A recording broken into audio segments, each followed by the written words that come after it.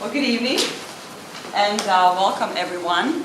Thank you for being here tonight with us at Agsm. It is an honor to have you all. Before we begin, I would like to acknowledge all the traditional owners of this land and pay our respects to the traditional elders, both past and present.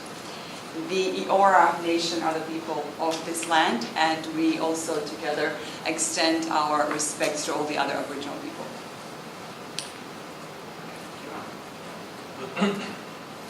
Good evening, panelists, ladies and gentlemen.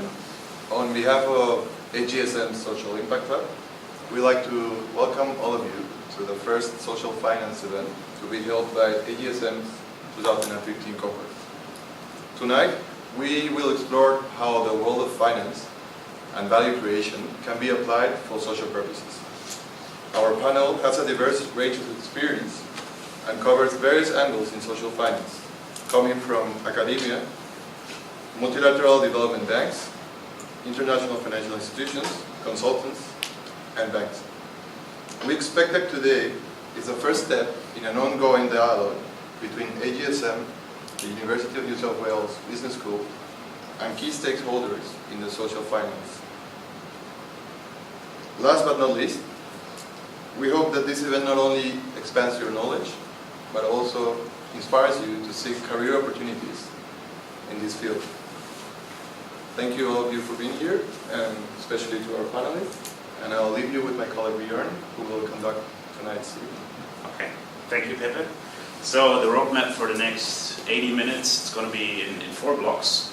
Rather than me doing a lengthy introduction, the first block will be the panelists will talk about their journey to their current position and what makes them interested in social finance and what they associate with social finance. The second block will be individual statements based on their specific experience. We have microfinance, we have academia, we have development banking, corporates, philanthropy, and social enterprise. So to get an insight of these fields, the third block will be about finding a common ground, such as measuring impact. So we will talk about common topics, and the final round will be Q&A for you guys. So let's get right started. And I will ask, I will briefly introduce everyone, but you can walk us through your journey. We have Bruun, who ex-Asian Development Bank and now back to the European Investment Bank, and he's the head of regional office in Sydney. Next to him we have Erik Aelbers, who is working in the private sector development initiative for the Asian Development Bank. And we have Besser. She used to work for Social Enterprise Finance Australia, and now she's an independent consultant active in the field of social enterprise. We have Craig Parker, who is currently the head of structured finance and asset finance at Westpac, but also very engaged in corporate philanthropy and in the Westpac Foundation. And then last but not least, we have Professor Cris. You should all take his course in session 4, Financial Strategy, and he's the Associate Dean at the UNSW Business School. So welcome everyone. So to kick off, Adam, why don't you start with sharing your journey to your current position and what social finance means to you? Well, I have an MBA degree as well, and after I graduated, I was working in fixed income trading in an investment bank, and I found that quite exciting, although it wasn't very, I found, intellectually challenging. So I quickly, after 3 years, decided to move to the UN Development Program, where I actually moved to Manila in the Philippines. I wanted to see something new, live in a developing country and understand development issues. This was quite a big move for me, one that I don't regret except for the money. Some of my colleagues are now contemplating retirement, some of the guys I started with. Unfortunately, that's not really on the cards for me. But basically, working for the UN Development Program really got me interested in development issues and in development finance issues, because I was in charge of the microfinance program at the UNDP. And we started a program which now has evolved into, this was in 1997, which now has evolved into the largest microfinance institution in the Philippines. I personally am quite proud of that. After that, I joined EIB. This is my third time in EIB because I left twice to join Asian Development Bank, where Erik is working. And basically, I needed a change of environment. EIB is very different from Asian Development Bank. Actually, we invest in infrastructure, and the way I see social finance, I guess we can talk about that now as well, is really one where we are contributing, EIB that is, in developing countries to improving people's lives, to reducing poverty, and we are doing that through large-scale infrastructure finance and also providing liquidity to financial institutions that on-lend to small and medium-sized enterprises in developing countries. So I'll leave it at that for now. Okay. All right. Okay, so my journey in kind of development economics started at university. I studied in the United Kingdom at the University of Southampton and did a Bachelor of Economics, and at that time found the development economics subjects to be of particular interest, and ended up doing a Masters of Development Economics and Economic Policy Analysis there at the University of Southampton, straight off the block. I then ended up working for the European Investment Bank in Luxembourg, so there are some synergies here. And at that time I was working primarily on projects in the Middle East and in Africa, working on some of the credit lines for small and medium enterprise finance that Adam has mentioned, and some of the bigger infrastructure projects. And I found myself, as someone in my early 20s, working in what by many measures is the richest country per capita in the world, trying to work with governments primarily in Central Africa, and thinking, wow, I can stay here now for the next 40 years at least, which is probably the time frame by when I can retire. Or I can actually go and experience something a bit more practical on the ground. And I then applied for the Overseas Development Institute's fellowship program, that I'm happy to tell any of you more about. And I was posted for 2 years to Papua New Guinea, our northern neighbour. And I worked in the Treasury Department, the government of Papua New Guinea there for 2 years on structural reform issues. And it was really around making it easier for business in Papua New Guinea, some of those enabling environment issues around public-private partnerships and other reforms. And it was there that I came into contact with the work of the Asian Development Bank and shifted to the Asian Development Bank in Papua New Guinea before moving to Sydney. And nowadays I mainly work on financial sector development in the Pacific, and my interest is primarily to see how donors or development organizations can work with the private sector to harness their capacity, their skills, their funds for greater development outcomes and ultimately reducing poverty. Wow. Do I have to sit here after that? I actually haven't come that far. I was actually born in Surrey Hills. Went to Sydney Girls High School, came here to do my MBA, and I'm still here. But I have travelled around and been around, let's say. Yeah, as I've said, I came from born in Surrey Hills, being a migrant, non-speaking background, so couldn't speak English till I went to school. I only mention that because it has informed what I'm about.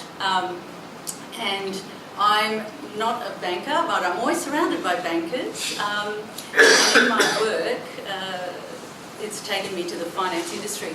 But I'll start with my MBA, because I think that was my kind of definitive point and really set me off on a track. After I was here, my first, within the first year I landed an opportunity, and I've had several, but one was to join, we were talking about Sydney Olympics. I joined SOCOG 5 years before the Sydney Olympics in strategic planning, so that was a pretty amazing experience. Again, it was in a pioneering kind of space. We were trying to pull off $2 billion revenue, and I was in the marketing area, and we managed to secure that, well, half of that nearly within the first year. So that was quite interesting for me. The second thing, though, is I've ended up going then back to the corporates and in the finance industry, telcos and that sort of thing. So that's bedded down my skills, but I really wasn't quite satisfied with that big end of town. And I ended up, again, I believe, through the MBA, I've now become an independent consultant for over a decade and a half. And I particularly like working really at grassroots level. And I was working with startups, SMEs, privately owned companies, education companies. I did a bit of work with the Agsm and Sydney Uni and educational institutions. It's really wherever that was needed for my type of consulting, which is more the business planning and strategic planning. And then just 3 years ago, unplanned, unlike yourself, I was approached by CFA, Social Enterprise Finance Australia, in their initial phase. So they were starting up, and that's how I really fell into the social finance. It really blew me away because it was the kind of thing that I really wanted to do. It was very, very values-based banking, and I'd really like to tell you not just about CFA, but about the people who invested in CFA, and it all came out. So hopefully I can do that later. The Triodos Bank, which was the European bank that also was a major investor. And really for me, social finance is really more of a social enterprise, so that's the kind of space I've been in, spending a lot of time trying to get my head around it, let alone getting the Australian marketplace around it, learning or trying to learn what we can from particularly UK and Europe. And for me, in my experience, it's taking the corporate end of town, the MBA, the commercial kind of diligence, but with my understanding of being on the ground and these kind of people that are coming from the community with not MBA speak at all, and just getting in there and doing it. And I've done a lot of volunteer work as well and pro bono, so it really matches both ends for me because we're looking at demand and supply. So a new asset class for the investors as well as loans for the prior demand side. So it's been really interesting and just the beginning, I hope. Hi, Craig Parker. I'm the Executive Director for Structured Finance and Asset Finance at Westpac. I've been in institutional banking, or some might say the investment banking side, for over 30 years. That's been in Australia and in Asia. I was in Hong Kong, in Asia and in Hong Kong for almost 5 years, in the early 90s. Those of you that would sort of recognise the structured finance piece of my business, that's also known as securitisation within Westpac, together with sort of tax-based finance, some other style, big ticket finance in all sorts of permutations. Asset finance is anything from big portfolios of cars, trucks, IT kit, up through to aircraft, rolling stock and ships and other vessels. In terms of how we got here, I think that from my perspective, it's I actually run a pretty large team. It's about 50 odd people. I've got people in Singapore, New Zealand, Melbourne, Brisbane, and the bulk of the teams in Sydney. It's quite large in terms of the amounts that we finance. It's quite large in terms of the aggregate P&L, and I do find that once you sort of get quite large, you get a lot more latitude to do things, and it's sort of interesting. I mean, I did train once upon a time in development finance, albeit I chose the filthy lucre as opposed to yourselves, and perhaps I'm looking forward to retirement a little bit earlier than yourselves. But notwithstanding that, I mean, I do think it's I think it's an exciting field. It's it's a field where I think that there is gross inefficiency, and I think that if we can harness the dollars that are already invested but make it more efficient, we'll be able to change the world for a lot of people. And I think that those of you that are familiar with the social benefit bonds, at least the one that we did with the New South Wales Government and Benevolent Society, that is the style. It's a structured finance deal that was built around classic securitisation technique. I do find that it's interesting that I reckon that easily 100 organisations has approached me or my team since putting that transaction in place to see if they can replicate it. And and I have said to people that from our perspective, it's open source. They can whatever they want, they can get.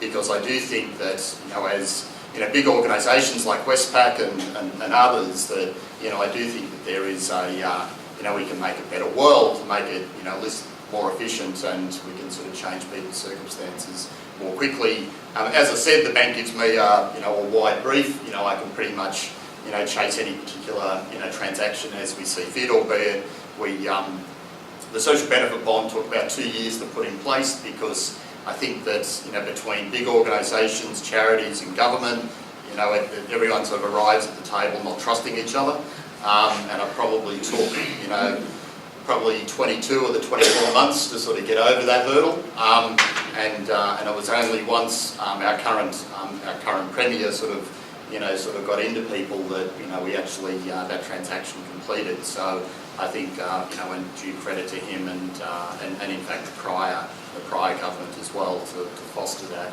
In terms of the other work that I've been working with social enterprise, Westpac finances quite a number of social enterprises.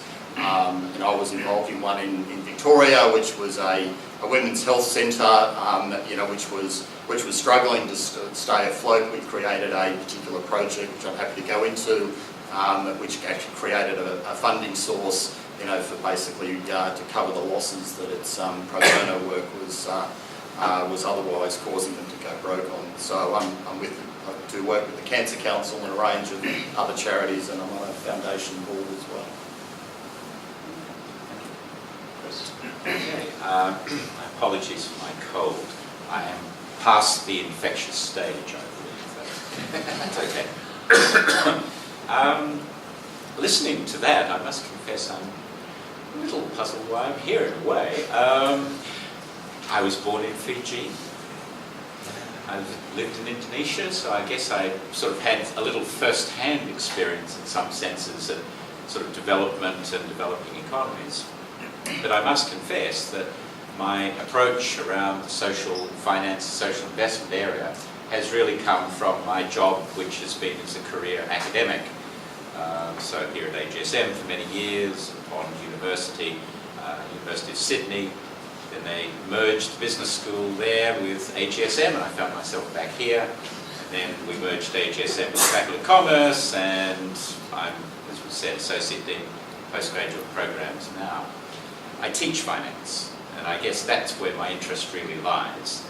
As I'll, I think, say a little later when we come around to sort of reflecting on the second block, it's interesting the absence of courses on social financing, social investment in standard finance degrees and MBAs.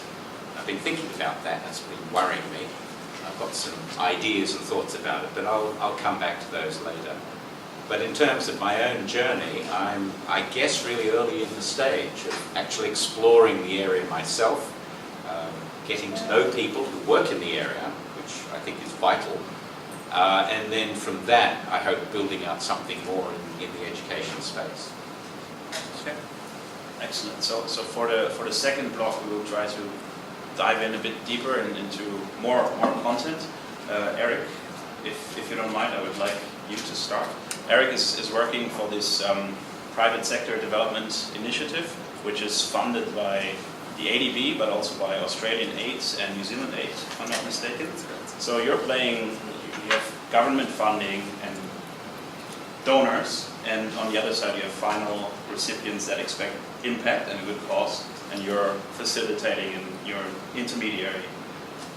What are the key lessons learned? Wow.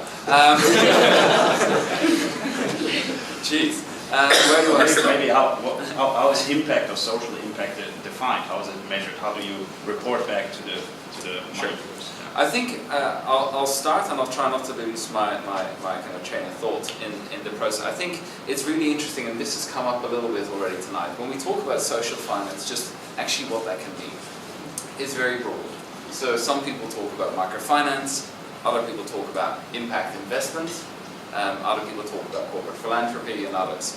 When we talk about, it was interesting, social enterprise came up a couple of times. one of the big things now in ADB, and that's actually not directly what I'm working on, but is the differences between social enterprise and what they call inclusive business. And I think we're starting to hear a bit more about these terms, so I thought I would just mention. So social enterprise, from our point of view, is either a for-profit business that has a specific mission to work with, say, low-income people or and so forth in developing countries, which is really where we focus, or they are not-for-profits. They are not-for-profits with a mission, or they are for-profits that specifically target those kind of segments of the market. And then we're looking, in our case, at inclusive business, which is really the bigger end of town, which is where we are considering businesses that actually have very large impacts on consumers or suppliers in developing countries. I'll give you an example. For example, a telecommunications business that rolls out services in a country like Papua New Guinea, where people have never had access to telecommunication services. We call that an inclusive business, and that for us falls fair and square in that social finance field. But perhaps going back to specifically what I do, so I work on this initiative called the Private Sector Development Initiative. It's primarily a program that works with governments around the Pacific to improve the environment for business to grow and to develop. So it's about things like company laws and bankruptcy laws, to things like competition frameworks, to financial sector development. We do a bit of work with Westpac and ANZ around the region, and so forth. The thing that really got me interested in this current field now was we ended up as ADB about a year ago looking at the access to finance for small and medium enterprises in the Pacific. And there had been a lot of programs through, say, the Australian government and others that had tried to increase access to finance for that market segment by providing those businesses either with grants, just pure cash grants for their business plans, or similar very heavily concessional facilities. And we started looking at that and said, well, is this really the most logical way of going about this? And my big lesson, I think, in social, or in this field, would be that actually there is a lot of commercial finance out there that can be leveraged. And in our case, when we were looking at the Pacific, we found that it was a bit misplaced, that there was a lot of donor programs, development programs that were trying to provide resources directly. And we actually said, look, you've got the Westpacs and the ANZs that are sitting on substantial money that they would like to commercially deploy in these markets. Why is that not happening? It's not that the money isn't there. The money is there. It's that there is some other issues.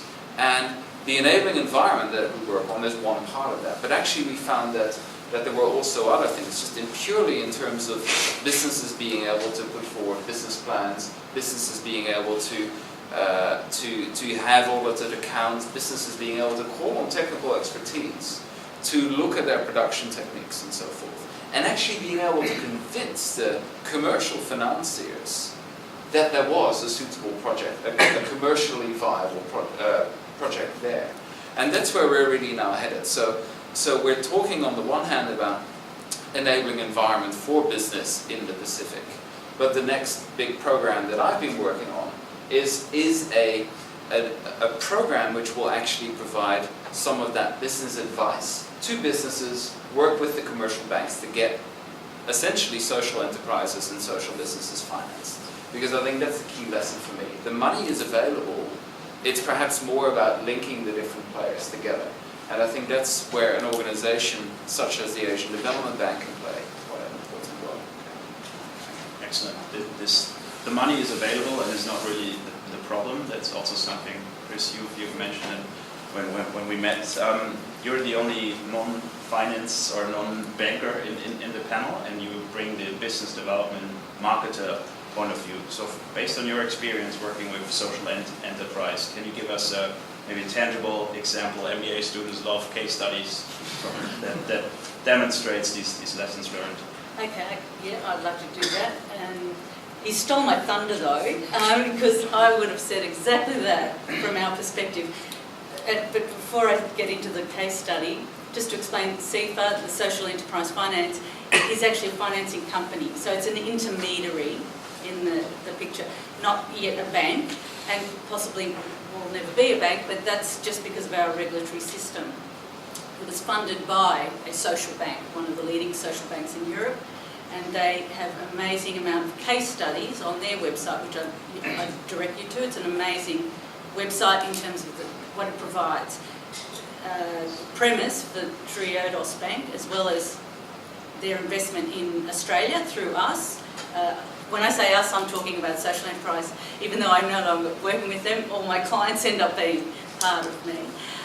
So we, as CEFA, also believe in transparency, complete transparency. So there's a lot of information up on the website in most cases.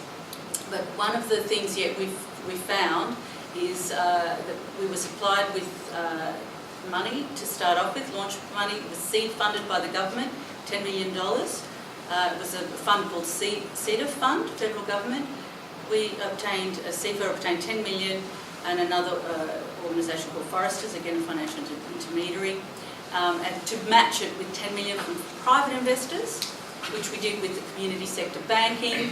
A big chunk came from, and I just want to explain this, that these are people with similar values. So New South Wales Aboriginal Land Council, and private wealth investors, bankers in their retirement years. From Macquarie Bank are also heavily involved. So there is a place, you're not retiring soon.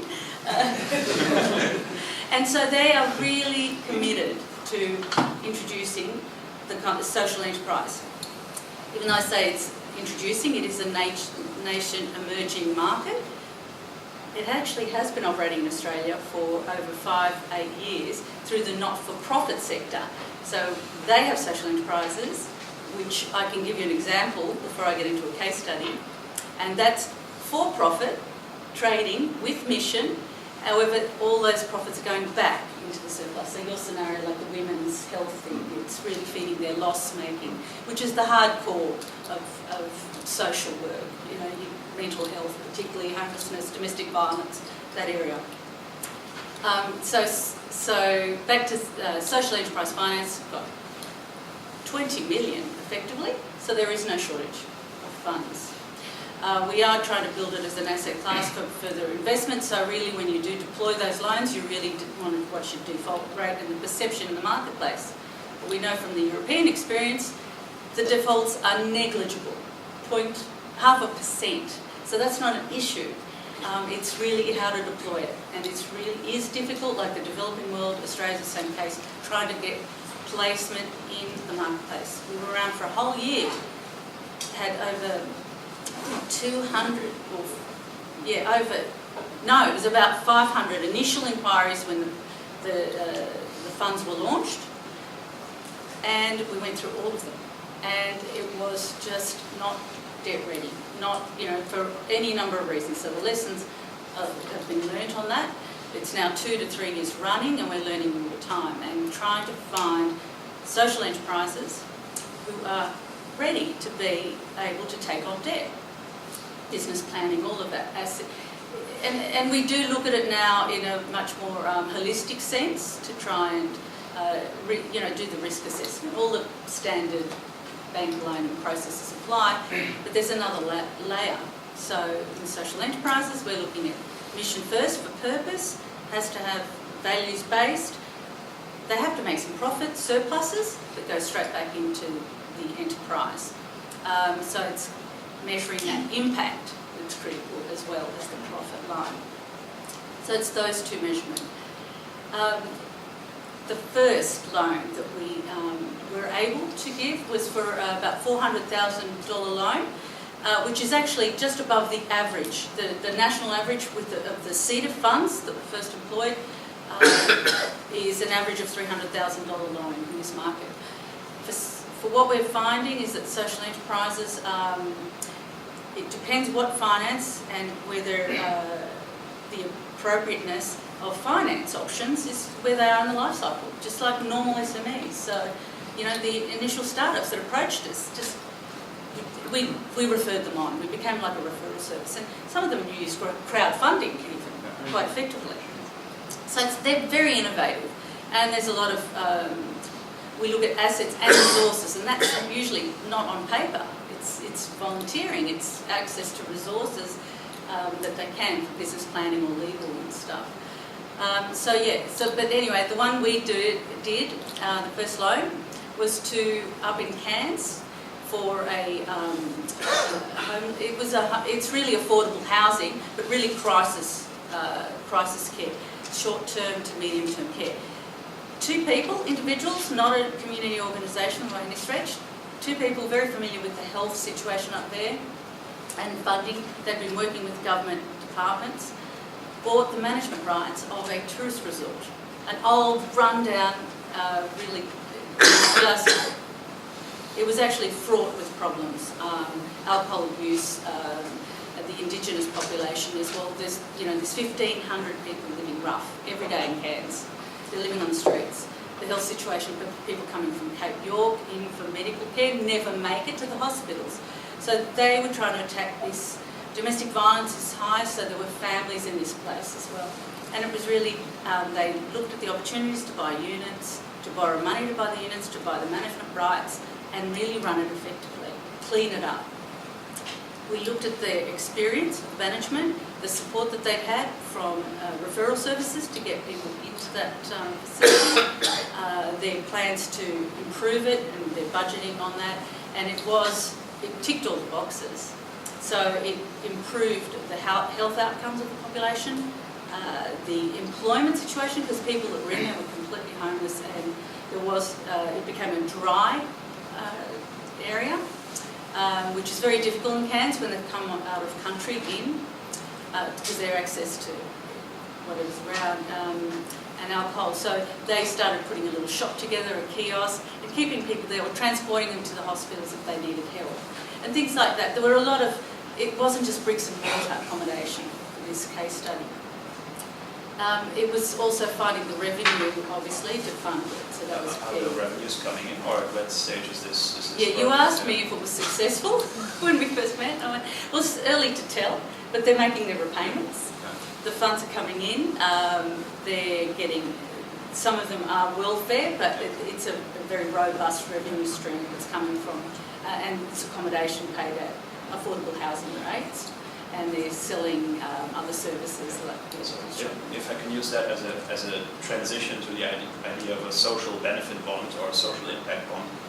Not sure everyone is familiar with the construct or the concept of a social impact bond, so maybe you can spend 2 minutes on that. But also often the revenue side is a problem for social enterprise, especially if you don't have any real estate.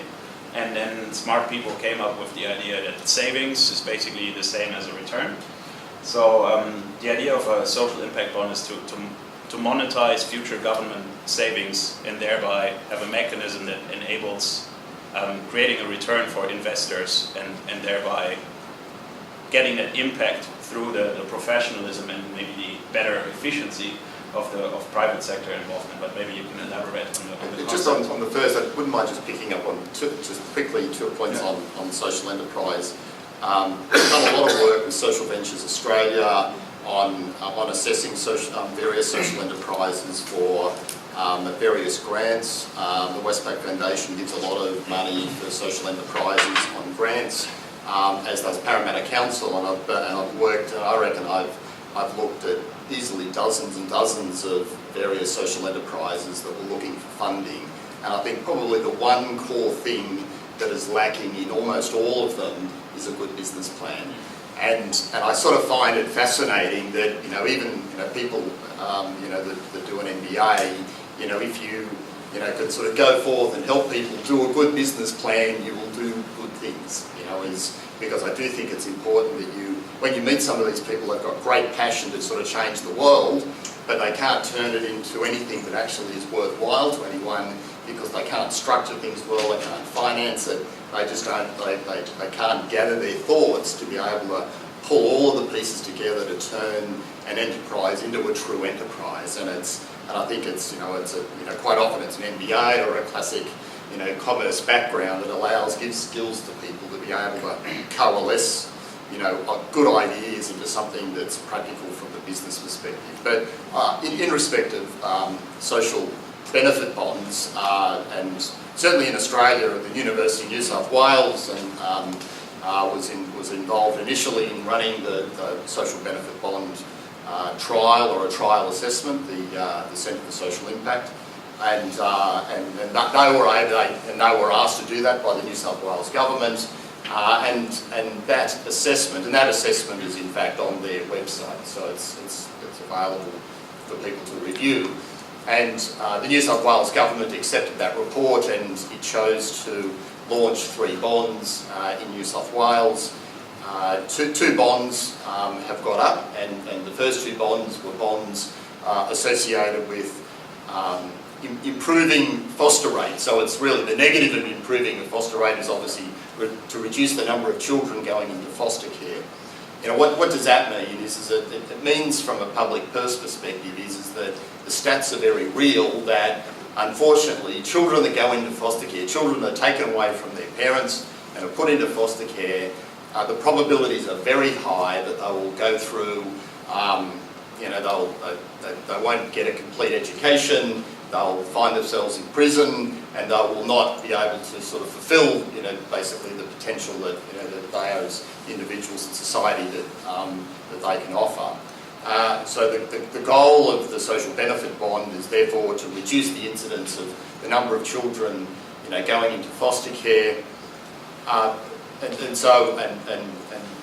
the government, in its wisdom, chose to sort of mandate sort of Westpac and our partner, the Commonwealth Bank, to develop a bond. We chose to develop that bond on the principles of classic securitisation, and I won't go into the world of according to securitisation. However, there's a senior tranche and a junior, otherwise known as the equity tranche. The equity tranche is exposed to the total risk of loss of capital as well as all of the potential income. The senior tranche is capital protected, so the worst possible scenario is that the investor will get their money back, but they will lose all of their return. The transaction goes for a period of 5 years. And so what the cash flows look like is the government puts up, I think they put up approximately $5 million. There's the bond of $10 million, and that, excuse me.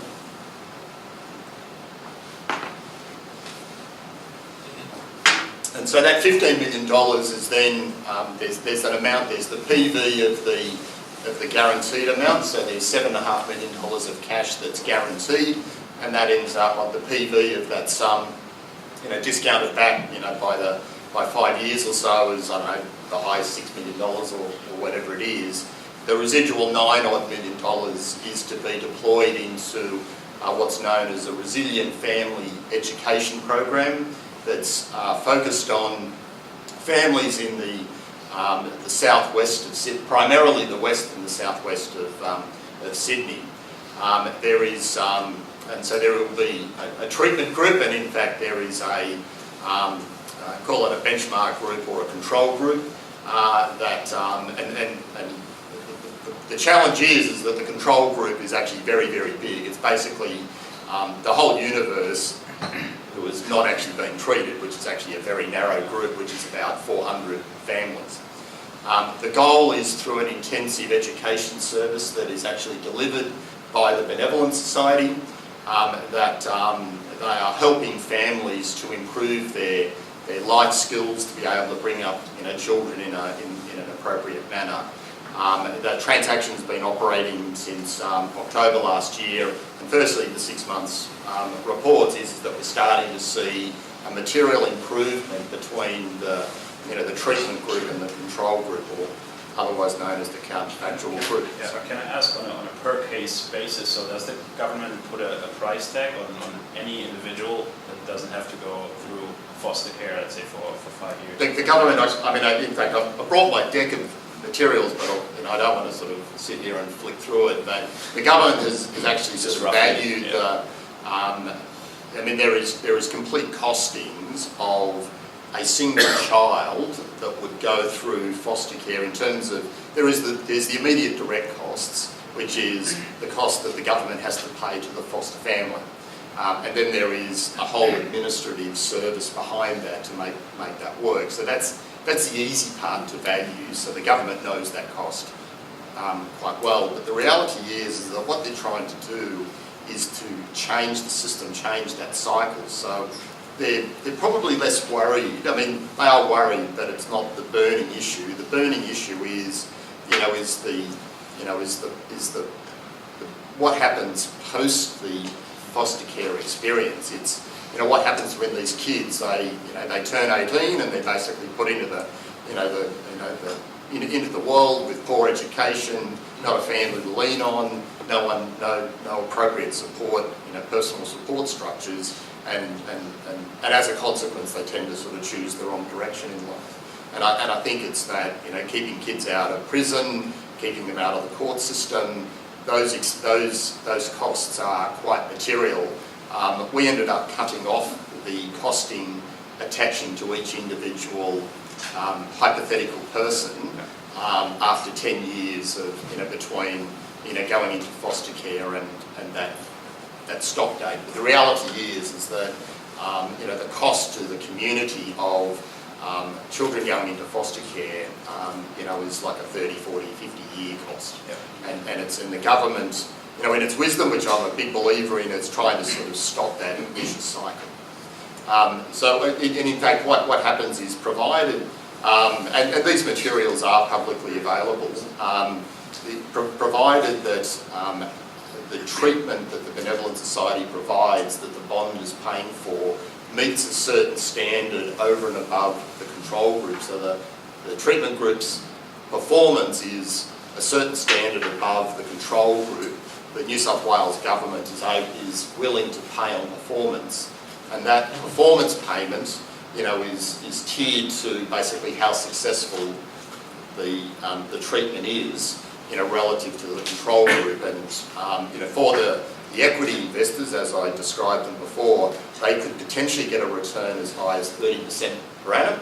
It's highly unlikely, I'd have to say, for that to happen, but we needed to, for someone who's going to have total Armageddon on their investment, we needed to show a wide dispersion on returns. For those who have capital protected, but they can lose all of their coupon, the maximum they can earn is 10%, and that's range bound between 5% and 10%.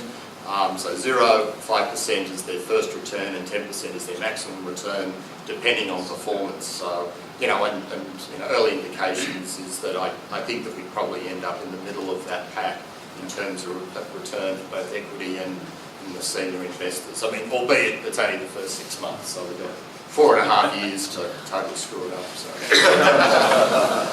So I think we've already heard about very interesting and different areas in the field, and the challenge of capturing revenue or identifying a revenue stream at all. A more prominent area in social finance is microfinance, and Adam, why don't you share some of your experience working for the ADB and working in Asia Pacific in microfinance? Okay, well, I'm now with the European Investment Bank. We, together with the Asian Development Bank, we're able to offer a longer-term financing to our borrowers. And I think this is, we obviously cannot lend. Microfinance is typically defined as lending $100 or $200 to a woman who is operating an eatery, for example. So this is obviously not the business that Asian Development Bank and European Investment Bank are directly involved in, because we are looking for some sort of scale, some sort of economies of scale. So what both of our institutions do, and I'm more familiar now with the EIB, is to lend to local financial intermediaries in the local market. So if we're talking about Papua New Guinea, for example, there will be local financial institutions there that have the direct knowledge of the microfinance market. So we lend to them. I think it is important to emphasize that we are lending to them. I think the microfinance industry is actually quite new, and only 5-10 years ago, grant givers were falling over each other to lend to microfinance operators, and that actually created, I think, a little bit of moral hazard in the market, because you would have a lot of fly-by-night microfinance institutions who weren't operating in a financially prudent manner because their main aim was basically to get access to easy grant funding. So it wasn't very productive. And I think that there has been really a change in the paradigm in recent years where there is a lot more financial discipline amongst microfinance institutions. And if you look at the lessons learned from the large successful microfinance institutions in the world, they are really operating according to a few principles of good practice, which, and I'll give you a couple of examples. I think you might have heard of Bruun, a very large Bangladesh-based microfinance institution. They actually changed a core way of operating from having groups of poor women borrowing where they would mutually agree for each other's loans. The Bruun thought that was a great idea because that would secure their financial involvement. But actually it was counterproductive because as soon as one woman would default, the whole group would default. There was no incentive for any of the other women to keep repaying and to repay the loan of the other woman in the group. So the lesson learned by the microfinance industry more globally is that it actually pays to have individual loans, but still to have the group meetings. You would still call group meetings because that would provide easy access or facilitate the access to the poor borrower and also create some economies of scale at that level. So that's one lesson learned. Another one is that you want to act very consequently and immediately on any default.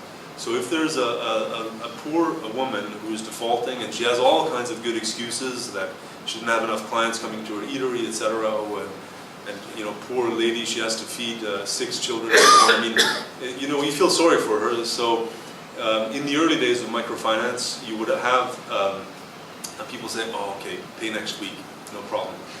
But actually, they usually wouldn't pay next week, and it was really a slippery slope. So what you need to do is, first of all, ex ante, make sure that your borrowers have a sound business model. Even at that level, it's important. They need to be able to be conversant about what their operating expenditures are, what their revenues are, what their market potential is. Even at that level, even at the microfinance level, they need to know, is there a potential market for their little eatery? And that's quickly done. It's done in an interview based on 10 minutes. You quickly get the idea whether she has a business model in her mind. But what is very interesting is how do you react to women borrowers who default? Well, you have to act immediately, and you have to set an example that shows the immediate group of female borrowers and also the village that you are very serious about getting your money back. Otherwise, you won't survive. You won't be sustainable as a microfinance institution. And that is a very interesting methodology which I, in my younger days, participated in, which is called the sit-down method. And that is, you simply, when a lady doesn't show up for her weekly meeting to make her payment or to repay her funding, you actually go to her house afterwards, and you sit down in front of her house. You're not rude or anything. You just sit down, and everybody in the village knows that you're there to collect money, and it actually creates a very sound social pressure on the lady that she has to repay. And usually what she'll do is she'll find some money under the mattress or she'll borrow from a neighbor. But it sends a very positive message to the other entrepreneurs, if you want to call them that, at that level in the village, that you're serious about lending. You will lend to leverage the local business, but you're also very serious about getting your money back. So those are 2 examples, I would say, of lessons learned in recent years. You had a lot of fly-by-night microfinance institutions that weren't financially disciplined about this. So you're able to do good because by lending $100 or $200 to a lady, she's able to buy a table and some more chairs to expand her clientele and improve the life of her family. And at the same time, you're able to collect the money. So everybody's happy. And this can be done in a sustainable manner with making both the client and the lender happy. Can I make just one minor comment, and I don't want to get too detailed on these things. I think 2 other interesting lessons are, first of all, everybody talks about microfinance like it's only microcredit, and that was the original model. But I think there's actually an increasing understanding that what the poor perhaps need, or low-income people need, is not necessarily a loan. It might be in cases, it might be the ability to save, the ability to buy insurance, the ability to actually just transfer money between people, say remittances, either domestic or international. So I think there's been a big shift away from pure microfinance being taken to mean microcredit, to actually it being a broader financial inclusion debate.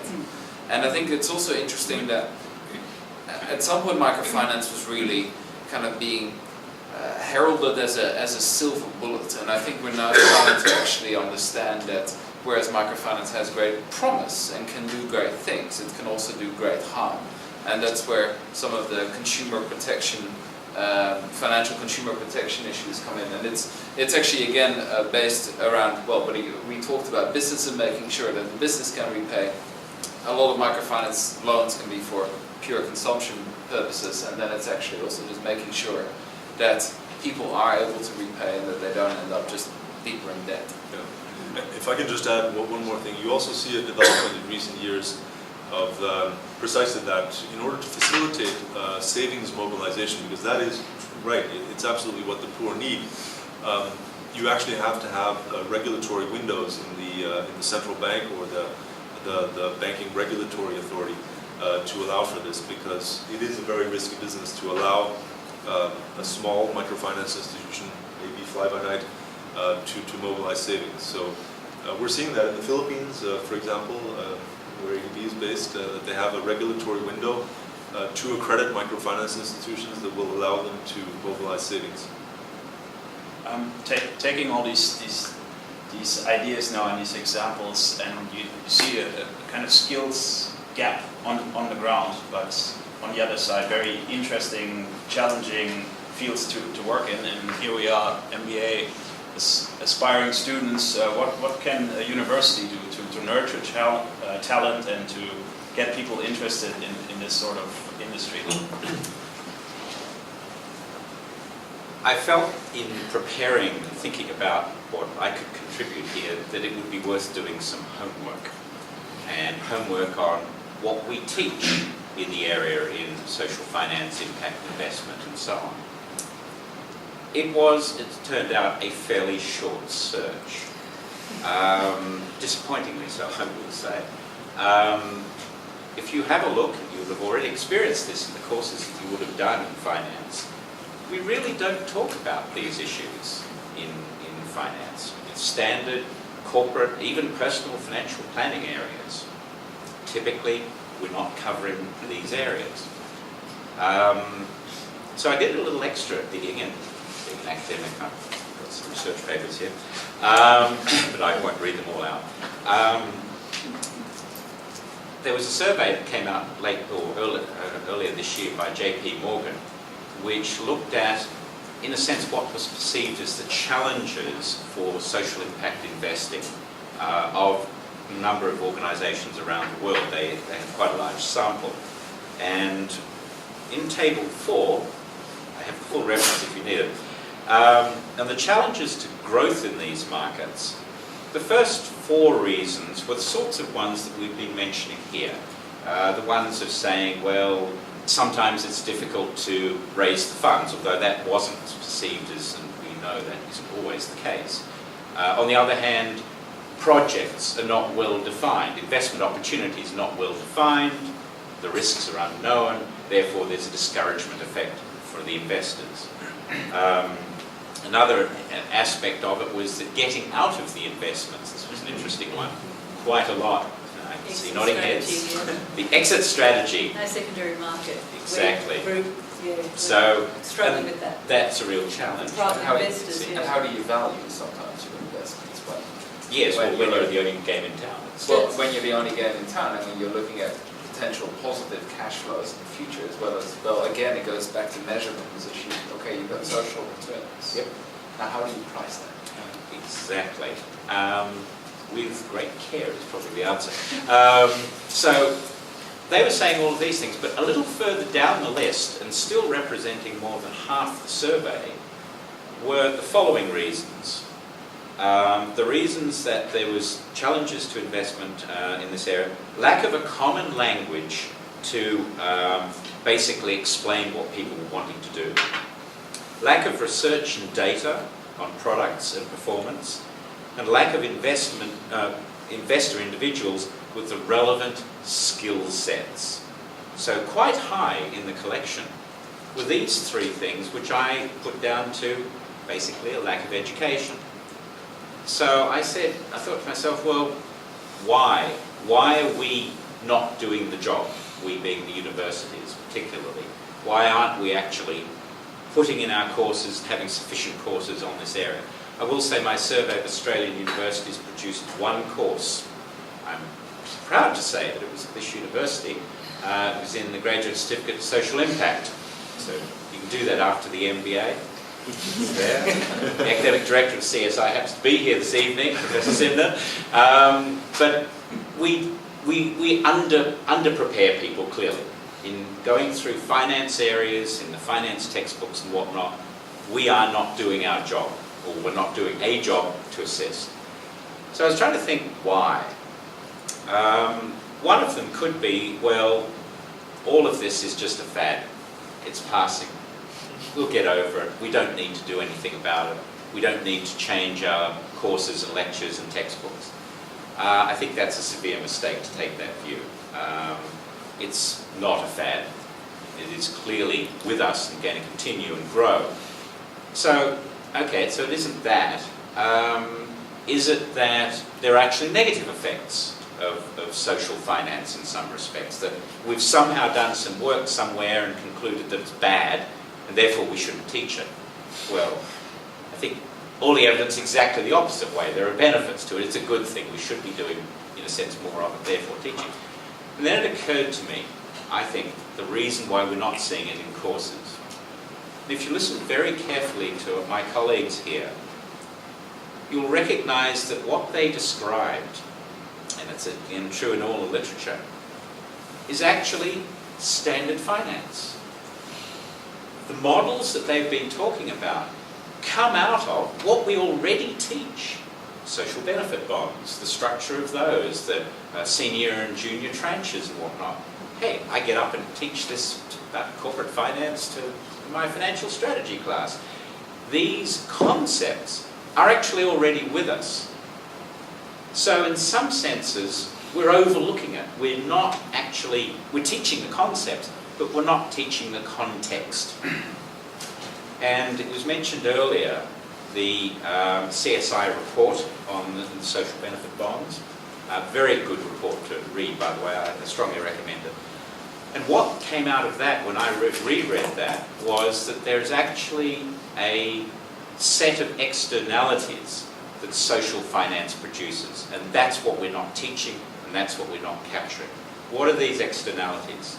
Well, if I can, again, borrow from the report, one of the things that was said was with social benefit bonds, the government said, New South Wales State Government said, it actually developed new capabilities. Capabilities of data collection, measurement, and internal collaboration. They got government departments together, which... At all levels too. State, federal, local. It took this activity to do things that we'd normally think should be happening anyway, but they're obviously not. So there's one set of externalities. It improved government capabilities. A second one was it made clearer to state government and indeed other organisations the relationship between government and non-government organisations. It clarified that interaction. It gave them a forum in which they had to interact. And basically this said, well, let's think about how we do this better. I hear what you said, Craig, about the inefficiency. I have a feeling that's because we've still got a lot more to do with this. And then a third one was measures of effective delivery. In other words, defining how well you're actually delivering on investment projects. These are the things that we're not teaching. These are the things we should be teaching. But they are not standard finance. And you won't find them in a standard finance textbook. All the techniques are there. But what we need to do, I need to do, Roger needs to do, is we need to think harder about how we can bring into our finance courses, or generally management courses, these other effects that come from social finance. So it's the externalities, I think, that are really where the clear missing gap is, and what we need to do to fill it. So I think you will follow this up with Julie Cogan and Professor Simnett following this event. I stand ready to do so. I just need to have a large research grant. Can I just interject, only because maybe another reason for AGSM to run with it. Social enterprise finance is working with the business school, but unfortunately the university, well not unfortunately, but as an alumni, they're working with the University of Sydney's business school to develop that externality with impact measurement in more holistic. So you're taking the financials, but also the impact. And of course, there's a lot of work being done in Europe, and Triodos Bank is part of a global values-based banking group, the Global Alliance, working on the leading edge of this impact measurement stuff. Yes, so well that's again an externality. Exactly. Yes, so, that's right. Yeah, so we can do a lot. Yeah, it's be at the forefront of it. Okay. Look forward to it. I propose to spend the next roughly 25 minutes for Q&A, for you guys to get the most out of it. So, and please, when you have a question, say your name and who you would like your question to be directed to, or to the whole panel. Yes, please. My name's Simon Shaw. My question is to Professor Adam and also to Craig. Just fascinated by your response in saying that social benefit bonds, in a sense of Finance 101, the building blocks are all there, and so it should be understood once you've done the basics. So in a sense, all the finance is like that, securitization is like that, project finance is like that. You know, that they were all incredibly novel when they were developed. They're all really based on Finance 101 building blocks. And I would have thought that the real reason here is that it's quite new and novel. It took Westpac and Commonwealth Bank several years to develop the first two products. And there aren't very many of them around the world, and therefore haven't been extensively studied. And perhaps what needs to be done is, there needs to be a chapter developed in the finance textbooks explaining how these Finance 101 concepts, securitization and all of these other things, actually manifest as social benefit bonds, so that people start to see it as something tangible, and there are case studies that come from around the world, and people study and document the externalities and so on. It's just that the work is very early days, not that the concepts are early. If I can respond on that, yes, I'd certainly agree. In fact, I would take it down a notch further. A lot of the social impact bonds in the UK, the social benefit bond here and so on, actually it's the early part of Finance 101. It's not even the fancy stuff, which again I think is partly why some of my colleagues in finance research have not got excited about it, because there's not a lot of technical challenge to it. But it's that other work. It is true that the data sample is small, but if you do look globally, that you've got a number of these now in the US as well. There's a number of those that have been issued in the UK, which is where I think the first one was in the UK. Yeah. We've now gone there. It's sort of expanding, and we just have to be conscious of collecting the information. But as you say, it's to do with not just the arithmetic and drawing the diagram, which is standard. It's the externality. What other learnings that went with this? How did government come up with better measurement? Because a lack of well-defined measurement is a real problem in this area.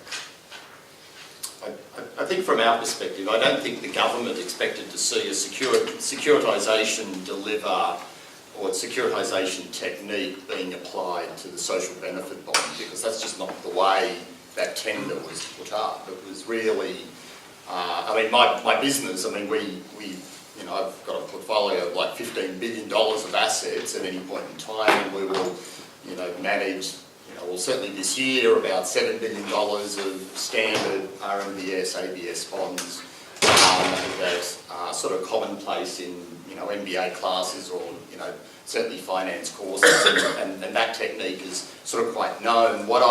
And to be honest, my interest is sort of a bit more beyond that. And I've got a team of guys that are they're dedicated their life to just punch these deals out one after another.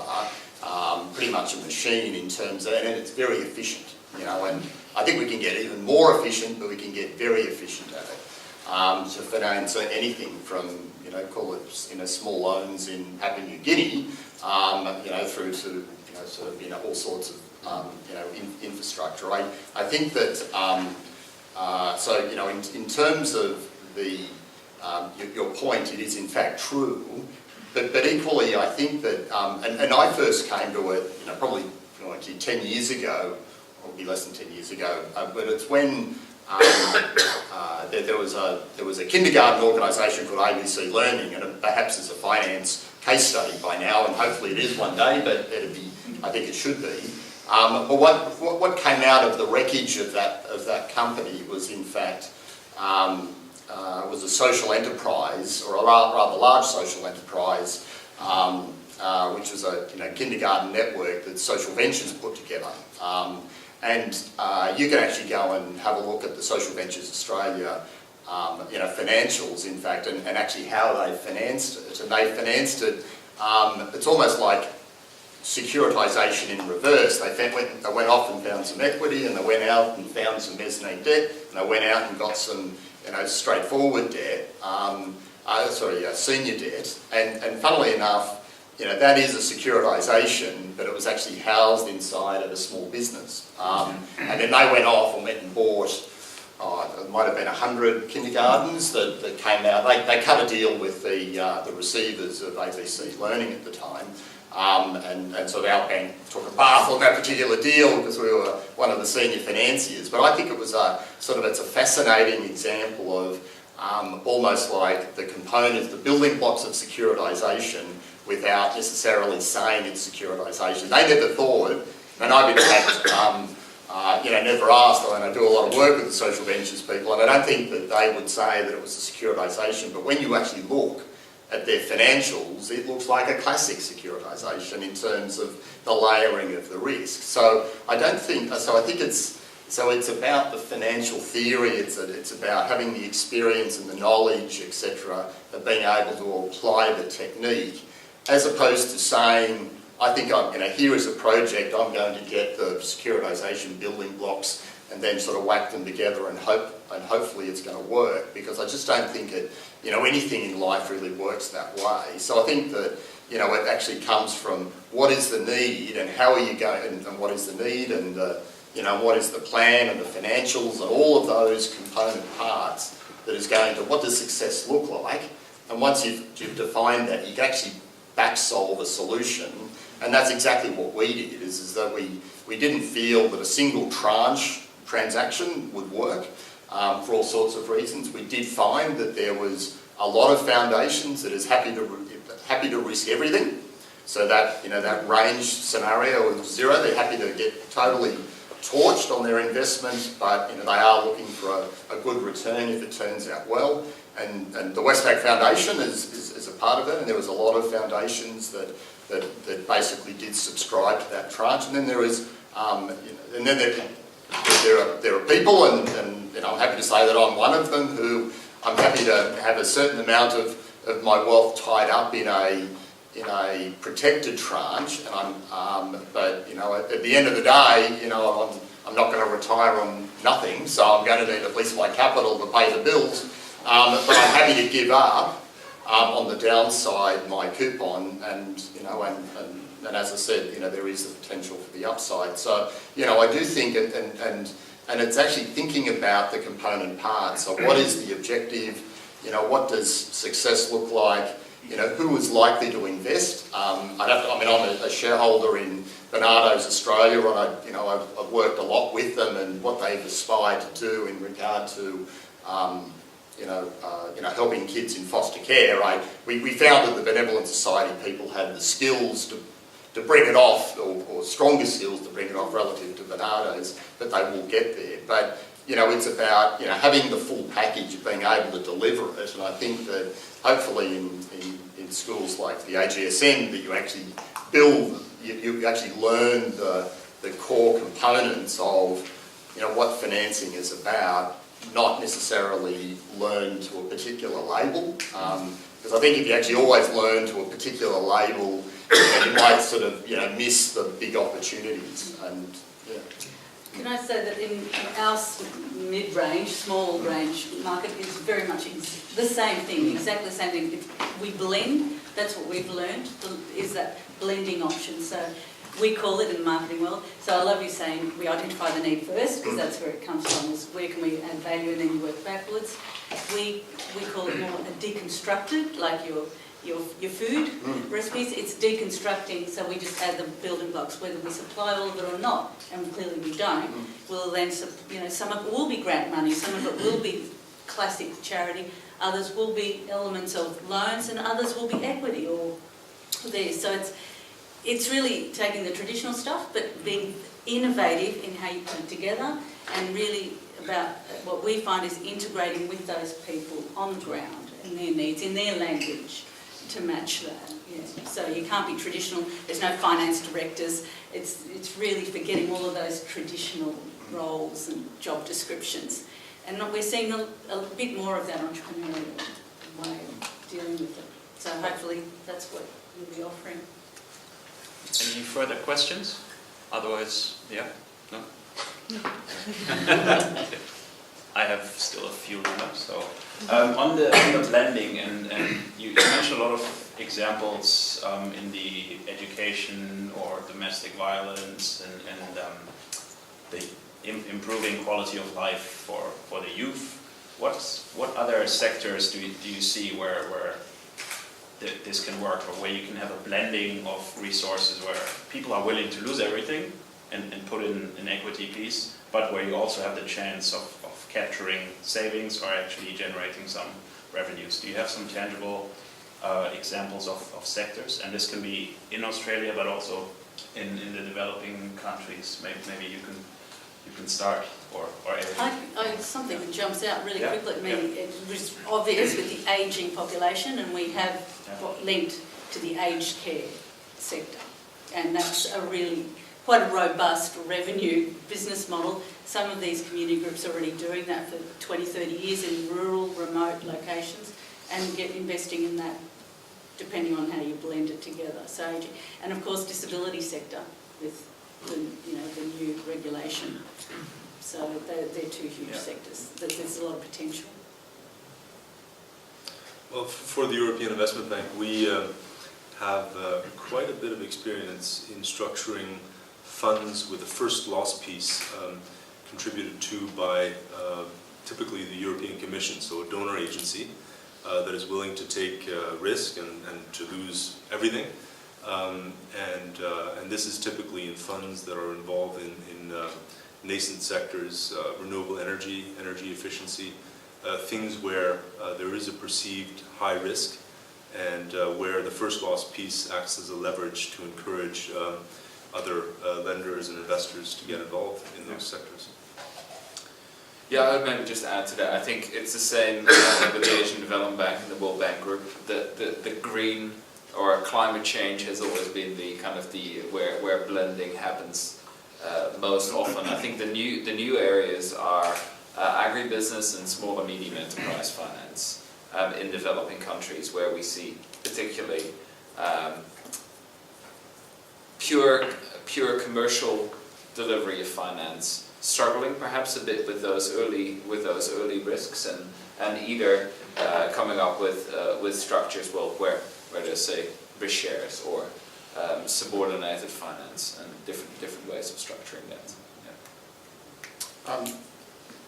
I'd have to say in social finance there is a continuum of on one hand and to help families and foster care at one end, where it's there is like a complete absence of external money coming in other than the investor and the government, and then there is sort of the other end where there is social finance, where there is those sources of monies, but there is, for example, rental payments coming in from people that are coming from a lower socioeconomic bracket. So, for example, one of the programs that we're involved in financing at the moment is in social and affordable housing, and that is sort of a blend between sort of the commercial and sort of the social, and there's lots of variations in the middle of that.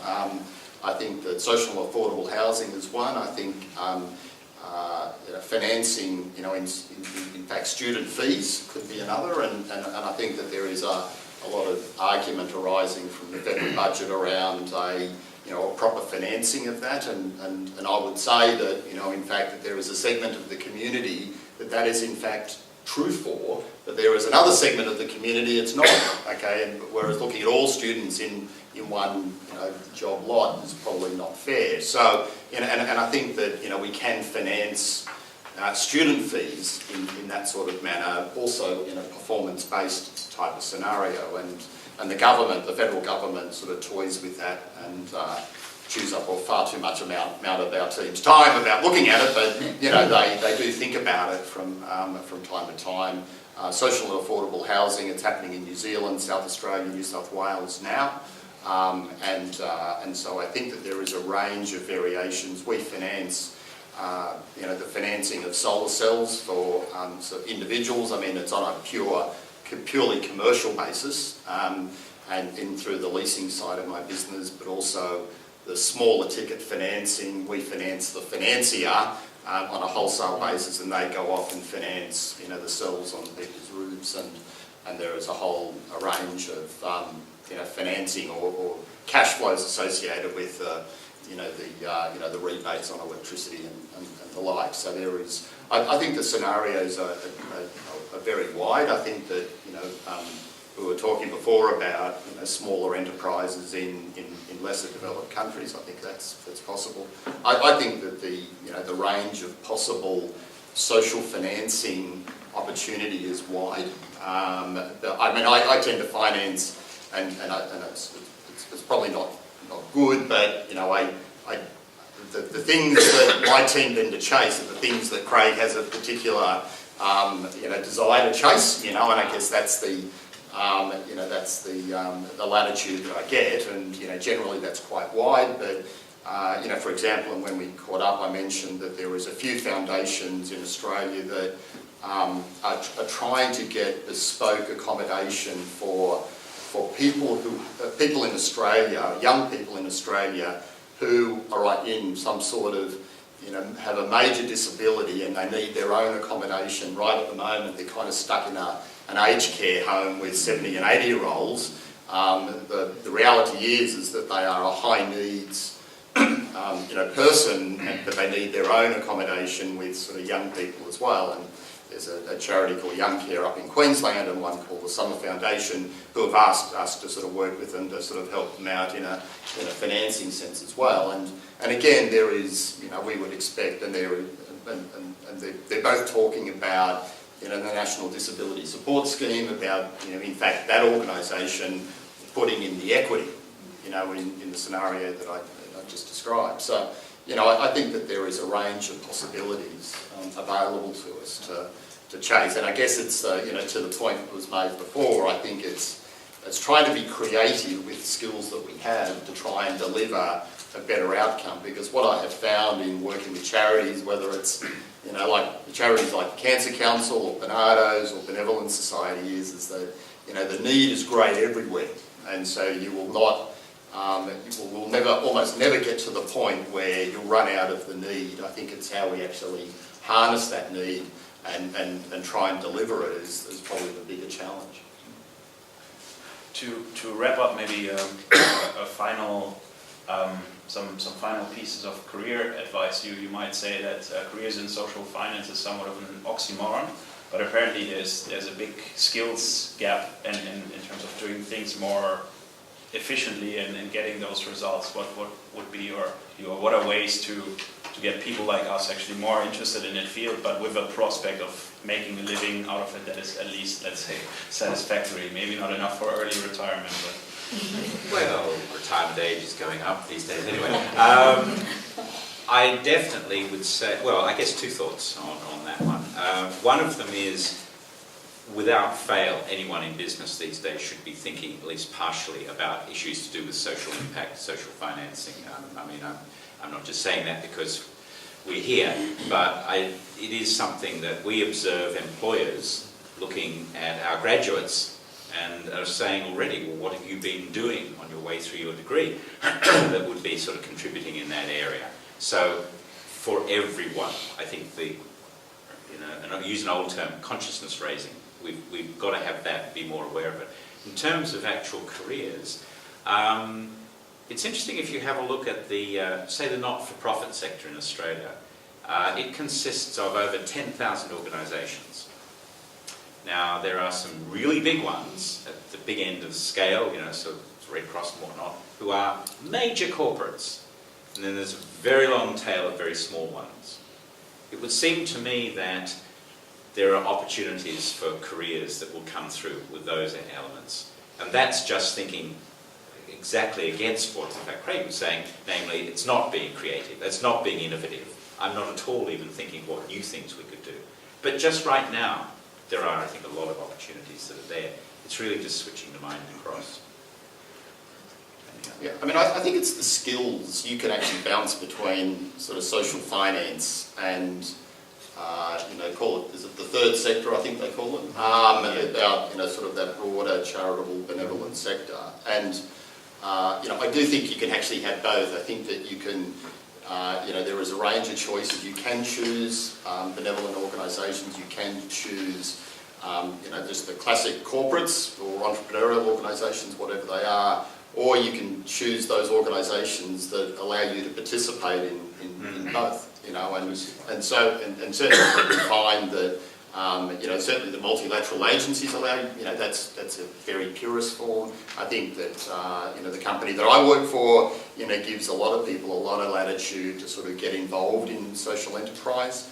And it does, and you do find people that, sort of go from a classic finance role. They might, Susan Bannigan, who runs the Westpac Foundation now, she is she was the finance manager of a even before my time, the securitisation business of the bank. And a person like that could quite easily go into a benevolent society and work in social finance there. So, I think that, it's developed the skills, but then sort of get out there and participate. Don't necessarily think about just focusing on, punching through the next corporate deal. Think about sort of the broader opportunities that are available to help others, and don't expect, to necessarily get thanked for it. So I do find that that the people that actively choose to work in the sort of social enterprise, social finance projects that I sort of initiate in my business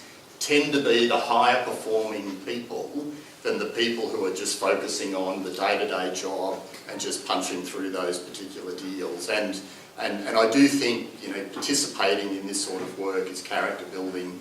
So to spend time in, whether it's the Red Cross or the Benevolent Society and the like, I think that is great, but you don't have to, but you can work with them out of a big organisation, and sure, I probably get a little bit more latitude than others, but if you work for the right organisation, I think that latitude will be given. So I think my answer is in fact you can get it all, albeit you need to put out probably it'll chew up a lot of your time and effort because you've got your day job and then you've got that work to do as well. So, but I think it's quite rewarding.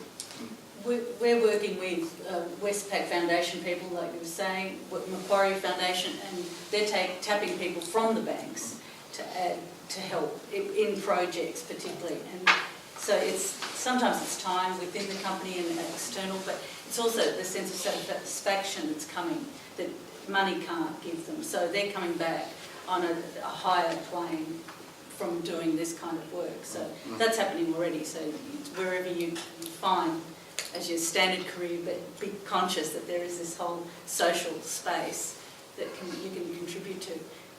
In our experience, I mean, we know already there's 20,000 social enterprises just within Australia.